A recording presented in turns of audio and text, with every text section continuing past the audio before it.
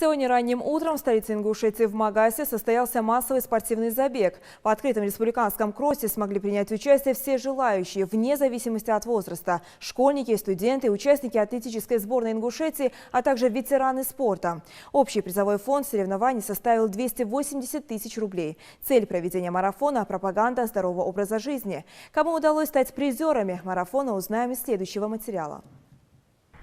На щеках румянец, в глазах стремление к победе. Самому маленькому участнику сегодняшнего забега всего 5 лет. Имовсур Гайтукиев готов побороться за место победителя с опытными спринтерами. Уже с малых лет он развивает свое тело и дух по примеру старшего брата. Несмотря на эту погоду, мы пришли побегать тут с младшим братом. Да, я хочу, чтобы он с детства занимался спортом и был крепким.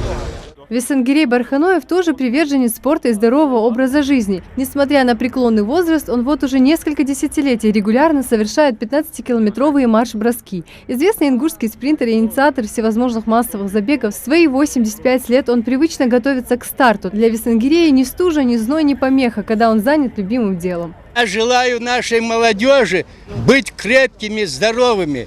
Вот так вот. А для этого нужно заниматься физкультурой и спортом.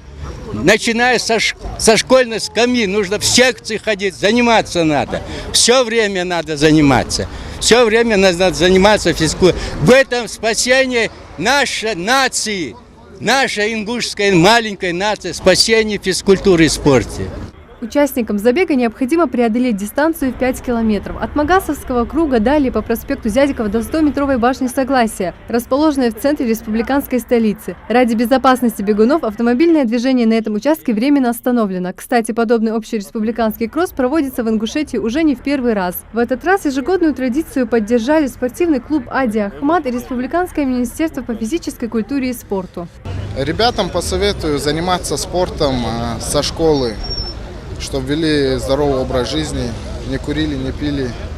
Перед стартом звучит привычный лозунг «Пусть победит сильнейший». Для каждого участника кросса это возможность испытать свои силы, выносливость и целеустремленность. Но есть и дополнительный стимул. Победитель получит 100 тысяч рублей, за второе место 70 тысяч, третье, четвертое и пятое места 50, 30 и 20 тысяч соответственно. Но вот флажок опущен, участники стартовали.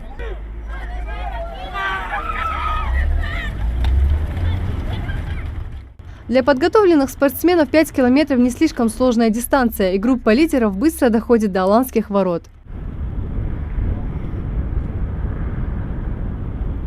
А вот и башня Согласия. Первым финиширует участник атлетической сборной нашей республики Рамзан Беков.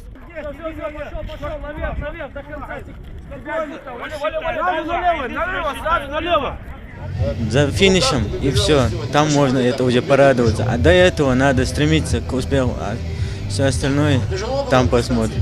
Но было тяжело, сила воли. Если нет силы воли, в спорте нечего делать, я так думаю. А Весенгирей Барханоев тем временем вновь доказал себе и всем участникам соревнования, что его дух не сломить, а упорство и настойчивость способны покорить любые вершины. Бодрый и звонкий голос спортсмена тому подтверждение. Я с удовольствием сегодня участвовал, и мне придавало много энергии, что я выступаю с эмблемой главы республики.